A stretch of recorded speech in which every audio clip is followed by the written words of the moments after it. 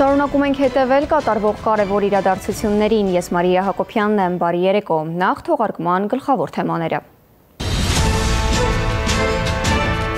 Բաքուն կողմ է եղել Սյունիքում ռուսական զորքերի տեղակայմանը, Երևանը դեմ։ Միրզոյանի հարցազրույցը գերմանական հեռուստաընկերությանը։ Մերը խաղալիք է, ինչա։ Քրեական վարույթ սկանդալային ձայնագրության հետքերով, հաջորդ թիրախը Վեհարանն է։ Վեհարանը կտեղափոխվի Երևան կենտրոն քրեակատարողական հիմնարկ։ Եթե այս հարցում կաթողիկոսը եւ բարձրաստիճան հոգեվորականները չնահանջեն, ինչ ուզում է թողան։ Հանրահավաք ու երթ դեպի ԱԱԾ շենք, մեր ձևովը պահանջում է ազատ արձակել Սամվել Կարապետյանին։ Ազատություն!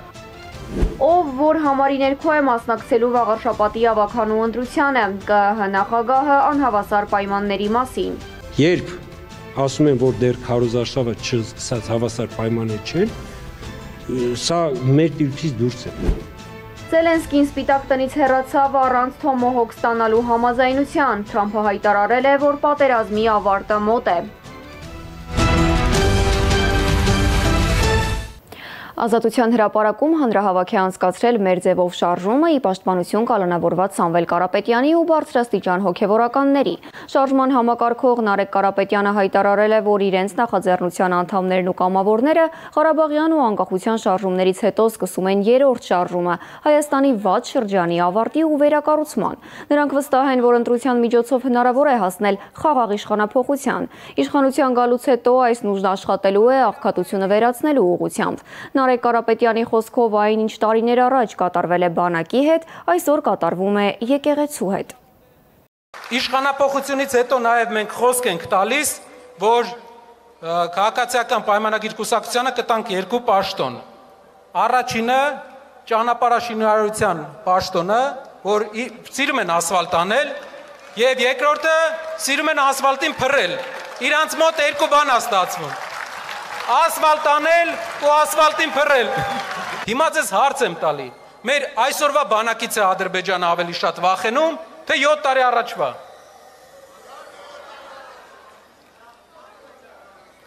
Նույնն էլ եկեղեցու հետ է լինելու։ Դուք պատկերացնում եք ՔՊԱ-ացված եկեղեցի։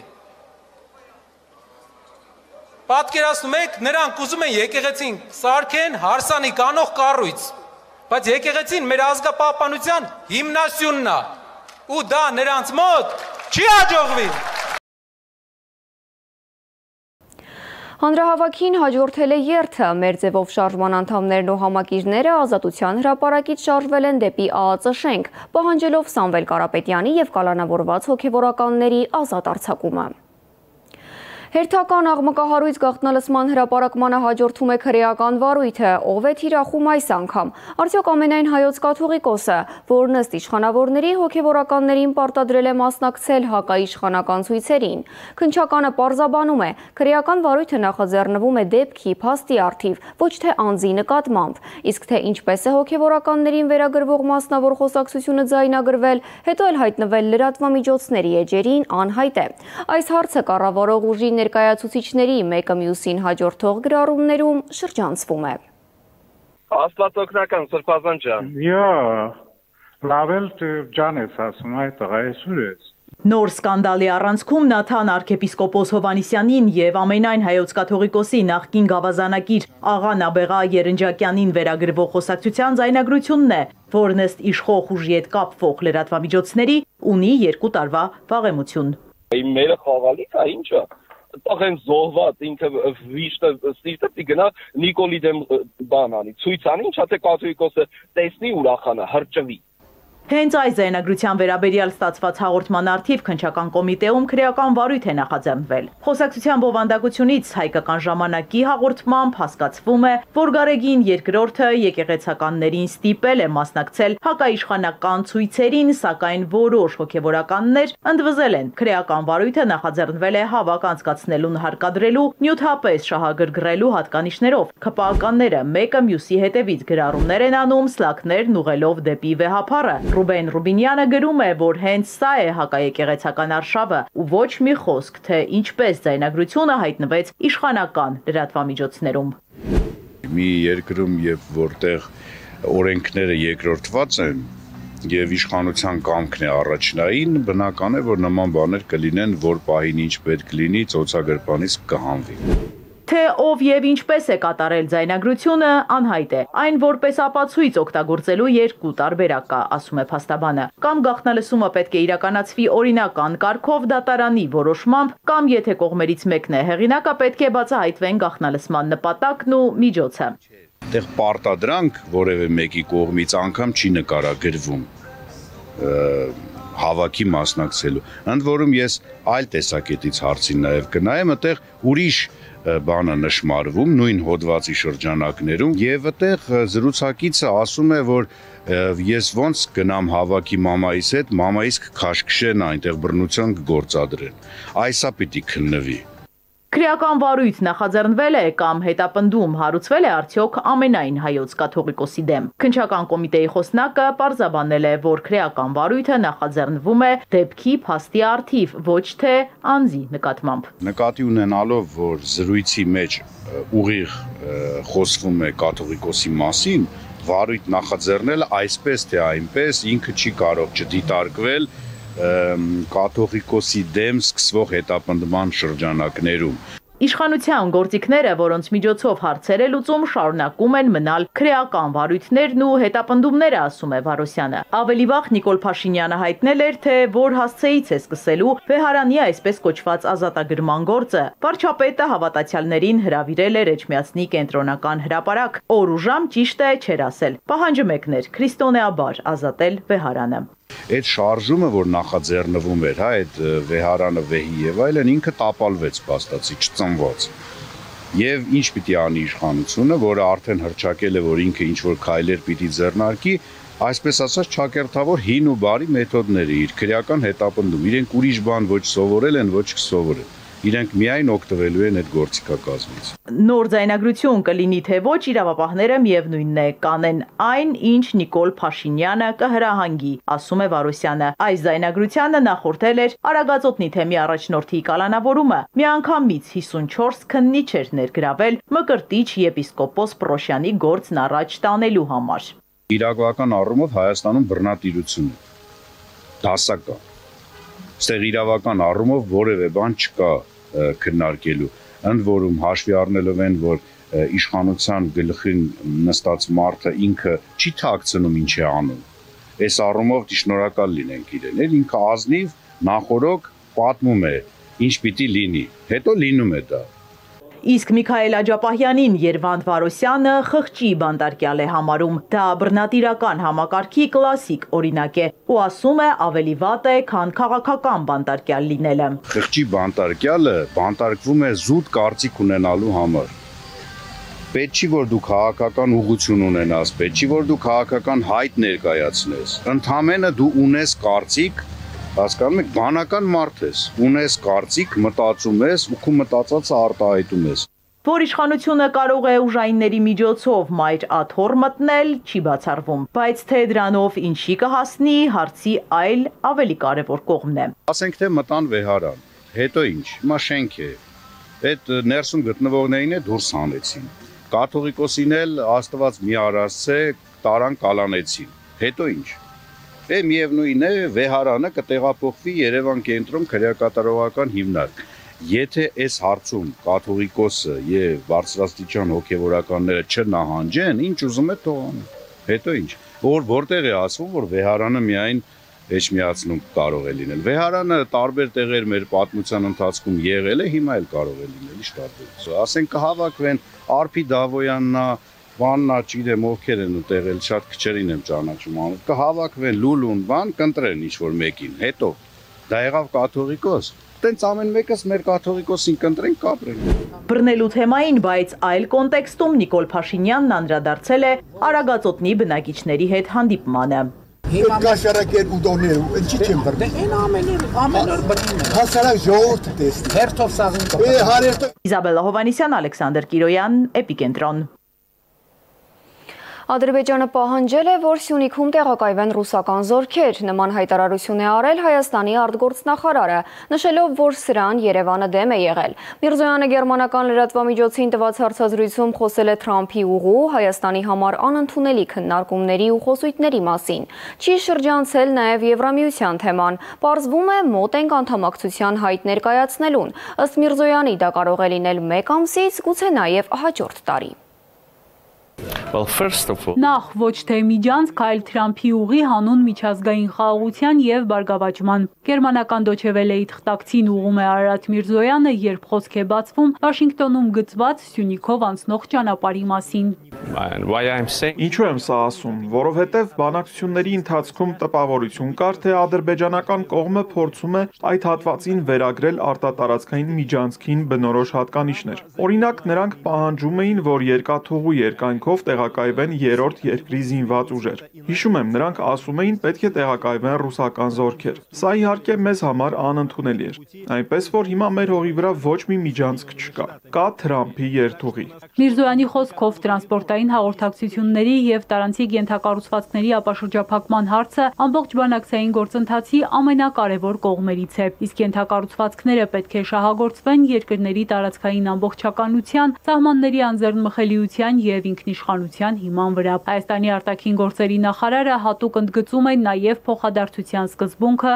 պնդում, որ այս պայմանավորվածությունների կյանքի կոչվելու պարագայում Երևանն ու Բաքուն, ինչպես նորմալ հարևաններ, փոխադարձաբար օգտվելու են միմյանց ճանապարհներից, ենթակառուցվածքներից, իսկ թե որ երրորդ երկիրն է ներգրավվելու Թրամփի ուղու կառավարման գործընթացում, Միրզոյանն այս անգամ էլ փակագծեր չի բացում։ Ընկերությունը, որն ընտրվելու է, պետք է արժանանա Հայաստանի և Ամերիկայի հավանությանը։ Գործակցության համար մենք բաց ենք բազմաթիվ երկրների համար։ Ես որևէ մեկին չեմ բացառում, բայց իհարկե կա մի քանի երկիր, որոնց դիմումը պոտենցիալ մերժելի է։ Ենթակառուցվածքների ապաշրջափակումից մինչև դելիմիտացիա, դեմարկացիա, Երևան-Բաքու խոսակցությունն առաջ է շարժվում, վստահեցնում է Միրզոյանը։ Ինչ վերաբերում է խաղաղության պայմանագրի վերջնական ստորագրմանը, վերահաստատում է, Հայաստանը պատրաստ է օր առաջ վերջնականացնել համաձայնագիրը, միայն թե Ադրբեջանն այստեղ դեռ նախապայմաններ ունի։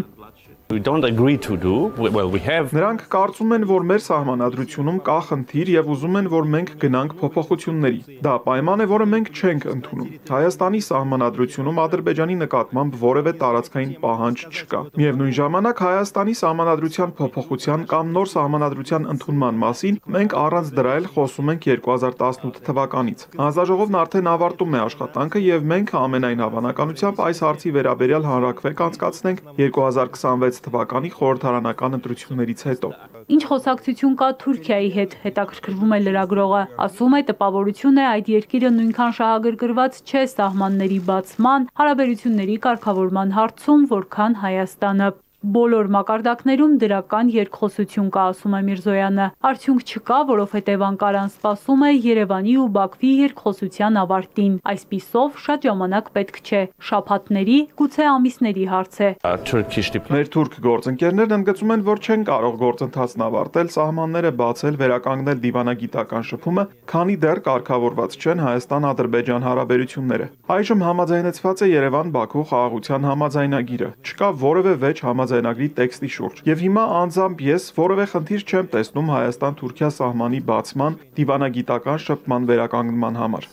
Երևանը խնդիր չի տեսնում ԵՄ-ին անդամակցելու հայտ ներկայացնելու հարցում, թե երբ կգնան այդ քայլին, ասում է գուցե 1 ամսից, գուցե արդեն հաջորդ տարի։ Ըստ նախարարի Հայաստանում ընդունվել է օրենք, որը պարտավորեցնում է երկրի կառավարությանը ձգտել անդամակցելու Եվրամիությանը, իսկ Հայաստանի քաղաքացիները նրա խոսքով պահանջում են առաջ գնալ, չձգձգել հարցը։ Էրմինե Ղարիբյան, Էպիկենտրոն։ Հիմա միջազգային լրահոս։ Դոնալդ Թրամփն Ուկրաինայի նախագահին ասել է, որ Թոմահոք հրթիռները շատ հզոր և վտանգավոր զինատեսակ են, և ԱՄՆ-ն ինքը դրա կարիքն ունի ու չէր ցանկանա ուրիշներին տրամադրել մի զենք, որն անհրաժեշտ է սեփական պաշտպանության համար։ Թրամփը հույս է հայտնել, որ հնարավոր կլինի պատերազմն ավարտել առանց Թոմահոք հրթիռների մասին մտածելու։ Մենք բավականին մոտ ենք դրան, ասել է Թրամփը։ Զելենսկին ասել է, որ հեռահար հրթիռների հարցում ռեալիստ է։ Նախագահները քննարկել են նաև Թրամփի և Պուտինի Բուդապեշտում դաշտում նախատեսված հանդիպումը։ Զելենսկին ասել է, որ պատրաստ է խոսել Պուտինի հետ ցանկացած ձևաչափով։ Թրամփն էլ նշել է, որ Հունգարիայի գագաթնաժողովը կլինի երկկողմ, բայց Զելենսկին կապի մեջ կլինի։ Ուկրաինայի ղեկավարի խոսքով ռուսները մարտադաշտում որևէ առաջընթաց չեն գրանցում եւ մեծ կորուստներ են կրում։ Հանդիպումից հետո Թրամփը հայտարարել է, որ Ռուսաստանը եւ Ուկրաինան պետք է կանգնեն այնտեղ, որտեղ հիմա են։ Ամերիկայի առաջնորդը հավելել է, որ ինքը Զելենսկու հետ խոսել է համաձայնության հասնելու եւ զինված հակամարտությունը դադարեցնելու անհրաժեշտության մասին։ Թրամփ-Զելենսկի հանդիպման ժամանակ բոլորի ուշադրությունը գրավել է ԱՄՆ ռազմական քարտուղար Փիթ Հեքսեթը, ավելի ճիշտ նրա փողկապը։ Բանն այն է, որ ամերիկացի պաշտոնյան գրել է Ռուսաստանի դրոշին զարմանալիորեն նման փողկապ։ Պենտագոնի ղեկավարն այս նմանությունը չի մեկնաբանել, իսկ ամերիկյան մամուլը նկատել է, որ Հեքսեթի փողկապի գույները նաև ԱՄՆ պետական դրոշի գույներն են։ Թուրքիայի նախագահ Ռեջեփ Թայիփ Էրդողանը հայտարարել է, որ Սուդանում այրունահեղության դադարեցումը կոլեկտիվ պարտականություն է։ Ստամբուլում կայացած Թուրքիա-Աֆրիկա ֆորումի ժամանակ Էրդողանն ասել է, որ Անկարան ցանկանում է աֆրիկյան երկրում հրադադար, ապա երկխոսության միջոցով երկարատև խաղաղության հաստատում։ Թուրքիայի նախագահը նշել է, որ գաղութատիրությունը թեև թղթի վրա ավարտվել է տարիներ առաջ, բայց շարունակում է գոյությունը պոստմոդեռն մեթոդներով։ Էրդողանն աֆրիկյան մայրցամաքում քաղաքացիական պատերազմների, հակամարտությունների ու ազգամիջյան վեճերի համար մեղադրել է արևմտյան երկրներին։ Թուրքիայի նախագահն ասել է, որ վերջին հաշվով պատերազմներում հաղթում են հրամանատարները, պարտվում անմեղ քաղաքացիները։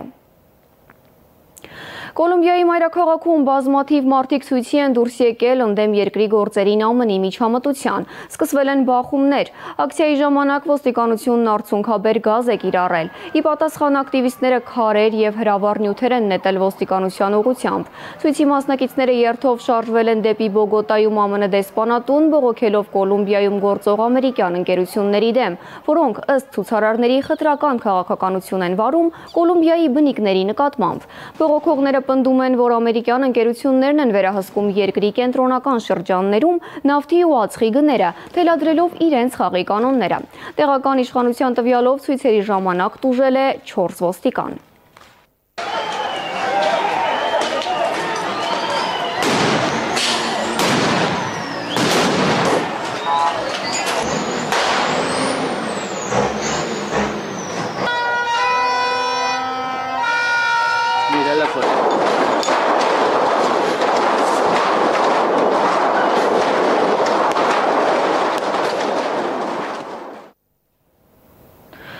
Բախումներ են եղել նաև Դաքայում, այստեղ էլ ցուցարարները բողոքում են Բանգլադեշի ժամանակավոր կառավարության առաջարկած նոր կանոնադրությունից։ Կանոնադրությունը նախատեսում է բարեփոխումներ սահմանադրության, ընտրությունների, դատական համակարգի, քաղաքացիական ծառայության, ոստիկանության եւ կոռուպցիայի դեմ պայքարի ոլորտներում։ Սակայն քաղաքացիները պնդում են, որ իրենց իսկ շնորհիվ իշխանության եկած ուժը չի ապահովում մարդկանց տարրական իրավունքներն ու չի կարողանում լուծել սոցիալական խնդիրները։ Ցույցերի ժամանակ հատուկ նշանակության ոստիկանության աշխատակիցները փողոցներում հետապնդել են ցուցարարներին, օգտագործելով մահակներ։ Բանգլադեշի մայրաքաղաքում այրվել են վրաններ, ակտիվիստներն առևանգել են ոստիկանական մեքենաներ։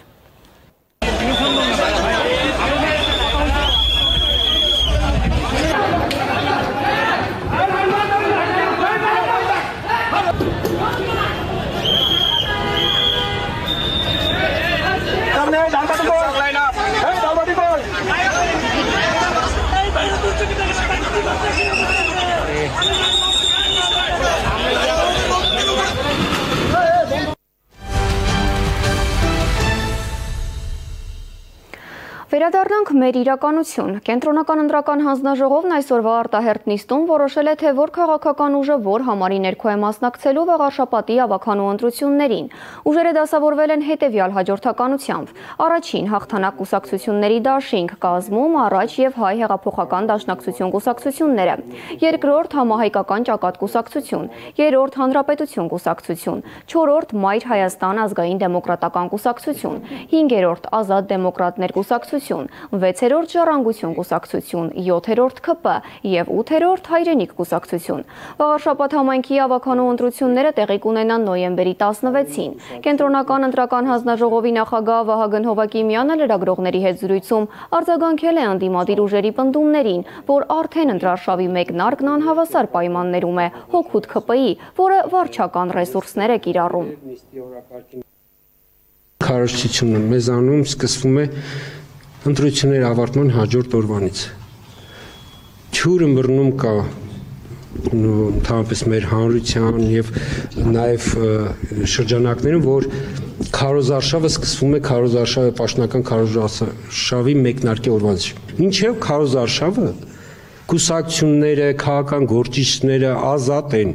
քարոզչություն կատարելու։ Իրենք կարող են 5 տարի շարունակ քարոզչություն կատարել։ Եվ այս դեպքում միակ իրենց սահմանափակումը դա կուսակցությունների մասին օրենքով, եթե օրինակ կուսակցությունն է,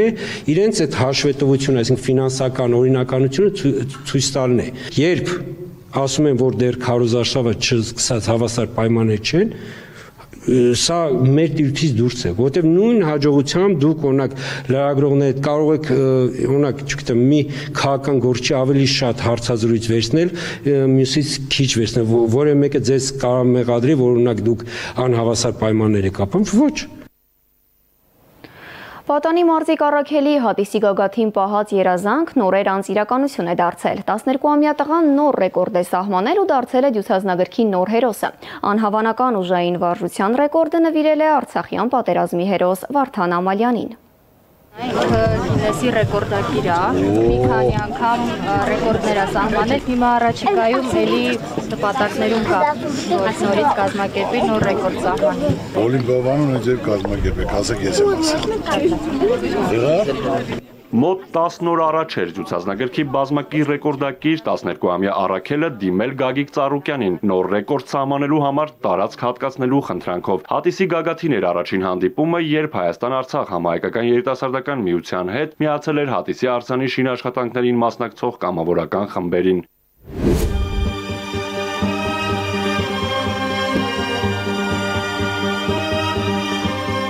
Կարճ ժամանակ անց դյուցազունը Օլիմպիավան մարզաառողջարանային կենտրոնում է ուժային նոր ռեկորդի հետևից։ Առաքելն այստեղ է, որ սահմանի 5-րդ ռեկորդն ու նվիրի այն երգիչ երգահան ազատամարտիկ Դավիթ Ամալյանի որդուն 44-օրյա պատերազմում անմահացած Վարդան Ամալյանի հիշատակին։ Վարժության անունը բիցեպս է, հայրիկս էլ էր շուտվանից ռեկորդներ անում, հայրիկից եմ ոգեշնչվել եւ որոշեցի, որ ես էլ պետք է ռեկորդներ սահմանեմ ու նվիրեմ մեր հերոս տղաներին։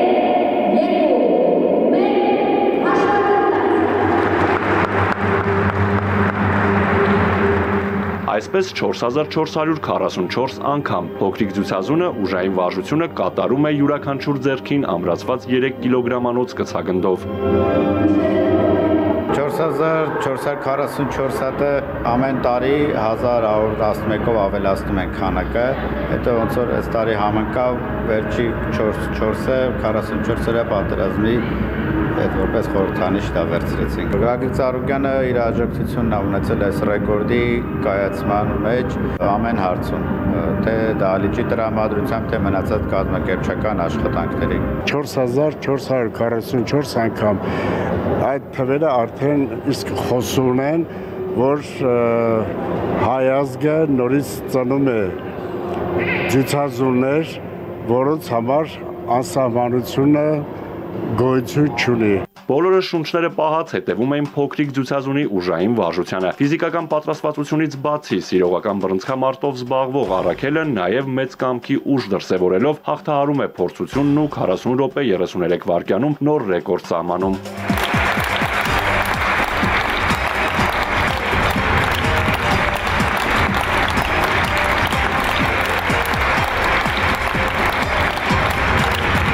Բոլորը ինձ ոգեշնչեցին գրեթե 100%-ով,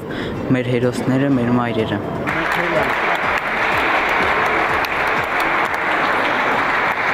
Ես դիքը աջակցություն, բոլոր ռեկորդները միացել բոլոր տղերքին։ Աջակցությունը պինդ երկում են բոլորիդ տալերիք։ Ժամկետային զինծառայող Վարդան Ամալյանը հերոսաբար զոհվել է 2020 թվականի նոյեմբերի 7-ին Շուշիի մատույցներում Բերդաքաղաքի պաշտպանության ժամանակ։ Առաքելի ամեն ռեկորդը մի հերոս ունի, մտքում վառ պահելով նրանց հիշատակը ամեն անգամ ինքն իրեն գերազանցող հնարքներով ապացուցում է, որ հաղթանակն ուժեղինն է, իսկ ամենաուժեղը մեր տղաներն էին, որ զոհասեղանին դրեցին ամենաթանկը՝ իրենց կյանքը։ Արթուր Հակոբյան, Արամ Մանուկյան, Էպիկենտրոն։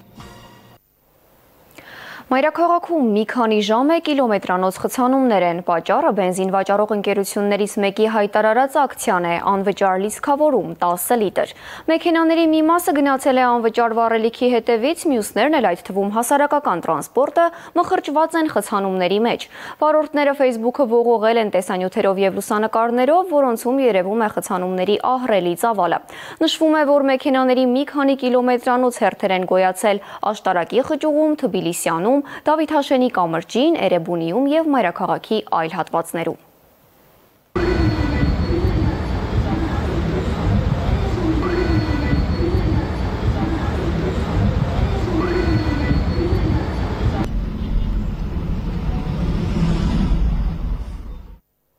Այժմ Վեոլիա ջուր ընկերության հայտարարություն է։ Վեոլիա ջուր ընկերությունը տեղեկացնում է իր հաճախորդներին եւ սպառողներին, որ պլանային աշխատանքներով պայմանավորված հոկտեմբերի 20-ին ժամը 10-ից մինչև հոկտեմբերի 21-ը ժամը 22-ը կդադարեցվի Երևանի Արաբկիր վարչական շրջանի Սևքարեցի Սաքոյի, Էմինի, Մանուշյան, Այգեկցի, Ռիգայի, Սահյան, Բակունցի, Օրբելի, Կալենցի, Տեր Ավետիքյան, Դումանի, Բարբյուսի, Սեպուհի, Գուլակյան, Երզնկյան, Քերու, Գրիգոր Արծրունի, Գրիբոեդովի, Համբարձումյան 2-ից 6, Հակոբյան, Սևաստոպոլյան, Խաչատրյան փողոցների իրենց նրբանցներով, ինչպես նաև Փափազյան 2-րդ, Բաղրամյան 2-րդ, 3-րդ, 4-րդ, Կիևյան 1-ին, 2-րդ նրբանցքների Գյուլբենկյան, Վաղարշյան 11-ից բարձր, Փափազյան 21-ից բարձր համարների առաջին վեհափառ Կոմիտասի պողոտա 1-ից 32 շենքերի իրենց կոտորակներով, Սունդուկյան փողոց 1-ից 7 շենքերի եւ 2-ից 24 սեփական տնտիրությունների, Ավետիսյան փողոց 1-ից 23 շենքերի իրենց կոտորակներով, Բաղրամյան փողոց 21-ից 89 շենքերի իրենց կոտորակներով, Կիևյան փողոց 18-ից 32 շենքերի իրենց կոտորակներով, Սուրբ Աբգար Թագավոր, Ջեյմս Բրայնս, Այգեձոր փողոցն ամբողջությամբ, Նայիրի եւ Արամյանց բժշկական կենտրոնների, Կարեն Դեմիրճյանի մետրոպոլիտենի, Կենտրոն վարչական շրջանի Պրոշյան փողոցի եւ Պրոշյան առաջին նրբանցքի, Ձորապ, Կոզերն, Թաղամասի, Կոնդի, Հնդկաստան, Ռուսթավելի, Սիմեոն Երևանցի, Ֆրիկի փողոցների, Պարոնյան 15 բարձր համարների, Սարյան 22, 24, 24-ի 1, 26, Իսրայելյան 43 հասցեների ջրամատակարարումը։ Ընկերությունը հայցում է սպառողների ներողամտությունը պատճառված անհանգստության եւ կանխավ շնորհակալություն հայտնում ըմբռնման համար։ Իսկ հիմա հոսանքի պլանային անջատումների մասին։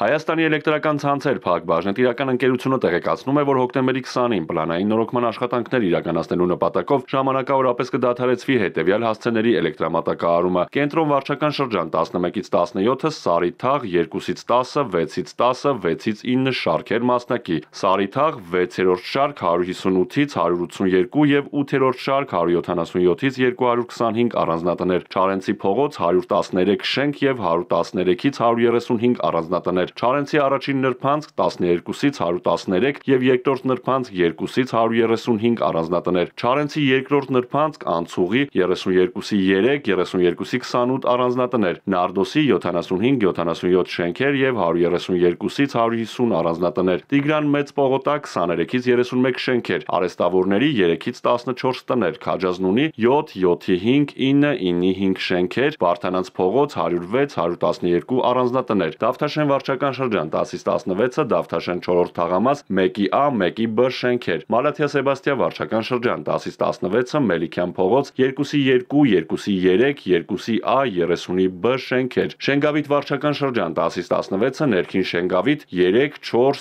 5, 6, 10 փողոցների առանձնատներ եւ հարակից ոչ բնակիչ բաժանորդներ, Եղբայրության փողոց 14-22 շենքեր եւ հարակից ոչ բնակիչ բաժանորդներ, Շողակաթ հեռուստաընկերություն, Նոր Նորք վարչական շրջան 11-ից 11-ից 17-ը Նոր-Նորք 6-րդ զանգված Վազգեն Սարգսյանի անվան ռազմական ակադեմիա, Քարշիչ ենթակայան եւ Հարակից ոչ բնակիչ բաժանորդներ, Արմավիրի մարզ 11-ից 17-ը Քարակերտ գյուղ, Արագածոտն 11-ից 13-ը Ոսկեհատ գյուղ եւ Ագարակ գյուղ մասնակի, Արարատի մարզ 10-ից 11-ից 30 Արտաշատ քաղաք, Իսակովի, Դուրյան փողոցներ մասնակի եւ Հարակից ոչ բնակիչ բաժանորդներ, Վայոց ձոր 10-ից 30-ից 16-ը Գլաձոր գյուղ մասնակի եւ Հարակից ոչ բնակիչ բաժանորդներ, Գեղարքունիքի մարզ 11-ից 13-ը Լճապ գյուղ, Ազատամարտիկների փողոցի բնակիչ եւ ոչ բնակիչ բաժանորդներ, 14-ից 16-ը Լճապ գյուղ, Ազատամարտիկների փողոց, 4-րդ Նրբանցքի բնակիչ եւ ոչ բնակիչ բաժանորդներ, Կոտայքի մարզ 11-ից 17-ը Առինջ գյուղ, Պարուչ Սևակ եւ Խաչատուր Աբովյան թաղամասեր մասնակի, Շիրակի մարզ 11-ից 14-ը Աշոցքի տարածաշրջան, Կարմրավան, Զույգ աղբյուր գյուղեր, Աշոցքի երկրորդ թաղամաս, Աշոցքի շրջկենտրոն մասնակի, 11-ից 16-ը Ամասիայի տարածաշրջան, Ողջի, Մեղրաշատ, Բյուրական, Կամխուտ, Գտաշեն,